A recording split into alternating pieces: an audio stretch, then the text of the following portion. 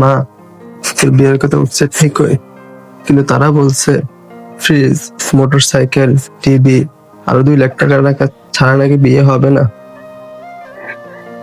না বাবা, তুমি আমার বোনকে এভাবে বাজারে পণ্য হিসেবে বিক্রি করতে পারো না। না বাবা, দরকার নাই। মেয়ে হয়ে জন্মানো মানে কি আমাদের অপরাধ ময়নার বাবা? কেন আমরা বারবার বললি শিকার হতে হবে? শোনো সাহিল, আমরা কিন্তু গরিব না, গরিবের মেয়ে আনতেছি এটা অনেক কিছু। আমাদের মান সম্মান আছে, আমাদের যৌতুক না দিলে আমরা এই বিয়ে মানবো না, এই বিয়ে ভেঙে দেবো। মা, মানে মেয়েটাও তো মানুষ, তার বাবার সামর্থ্য নাই। যদি চুপ, একদম চুপ। মানুষ হলে কি হবে? বিনা যৌতুকে বিয়ে করলে আমাদের সমাজে মুখ দেখাবো কিভাবে? আমাদের কি কোনো সামাজিক মর্যাদা নাই? মা, ভাইয়া তো ঠিকই বলছে। চুপ, একদম চুপ, ছোট তোর মতো থাক। এই জমিটাই ছিল আমার শেষ সম্বল, কিন্তু মেয়ের সুখের জন্য যদি এই জমিটাই বিক্রি করে দিতে হয়। বাবা, আমি এই বিয়ে চাই না। আমার সুখ যদি তোমার চোখের পানে দেখে না হয়, তাহলে আমি সেই সুখ চাই না বাবা। মা, তুই সুখী হবি, এটাই তো একজন বাবার স্বপ্ন। বাবা, এই বিয়ে বাদ দাও, আমি আমার বোনকে যৌতুক ছাড়া বিয়ে দেবো ইনশাল্লাহ। এই এসবগুলো কি? টাকা কই? ফ্রিজ কই? মোটরসাইকেল কই? টিভি কই? 2 লক্ষ টাকা কই? এই বিয়ে হবে না, এই বিয়ে মানবো না। বিয়াই আবার যা ছিল সবকিছু দিয়ে দিয়েছি, দেওয়ার মতো আমাকে চার কিছু নেই। তাহলে এই বিয়ে হবে না। এই ওঠো, তুমি ওঠো, ওঠো।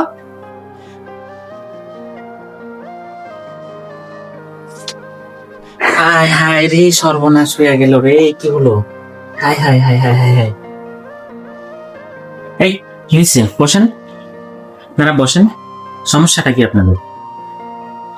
আপনারা কি মেয়ে নিয়ে ব্যবসা শুরু করছেন? আপনার ছেলে লালন পালন করতে কষ্ট হয়, একটা মেয়েকে লালন পালন করতে কষ্ট হয় না? আপনাদের জন্যই সমাজে যতই অশান্তি। আপনার ছেলে সমাজের দামি সম্পদ, আর একটা মেয়েকে কি আপনারা নর্দমার কীট মনে করেন? আপনাদের সামাজিক মর্যাদা আছে, একটা মেয়ের সামাজিক মর্যাদা নেই। এইসব পুতুল খেলা বন্ধ করেন। যৌতুকের ব্যবসা আপনাদের কারণেই বন্ধ হয় না। আর যদি আপনার ছেলের জায়গায় আপনার মেয়ে হতো, আমার ভাইয়ের মেয়েটা একটু আগে মাথা ঘুরে পড়ে গেল, ওই মেয়েটা যদি আপনার হতো তখন আপনার কেমন লাগতো? শুধু নিজের স্বার্থটাই চিনলেন। আর এই ছেলে, তুমি না এই প্রজন্মের ছেলে, তোমার না আধুনিক শিক্ষা দীক্ষা আছে? যৌতুকের মতো এসব মারাত্মক ভয়ানক বেদিকে তুমি কিভাবে প্রশ্রয় দিতে পারো? তোমার মধ্যে কি সেই পৌরুষ শক্তি নেই যে তোমার মাকে তুমি বুঝিয়ে বলবে? তোমাকে মনে রাখতে হবে, একদিন তুমিও কারো না কারো বাবা হবে। তোমারও একদিন এরকম মেয়ে থাকতে পারে। তোমার মেয়ের জন্য সেদিন যদি এই পরিস্থিতি তৈরি হয়, তখন পারবে নিজেকে মানিয়ে নিতে? পারবে নিজের মেয়েকে তুমি এভাবে জলে ভাসিয়ে দিতে? মা, আমি কোনো দামি জিনিস নই, আমি একটা মেয়েকে বিয়ে করতে চাই। চাচা, আমি ময়নাকে যৌতুক ছাড়াই বিয়ে করবো। সাব্বাস ভাইয়া, তুমি ঠিক কাজই করেছো।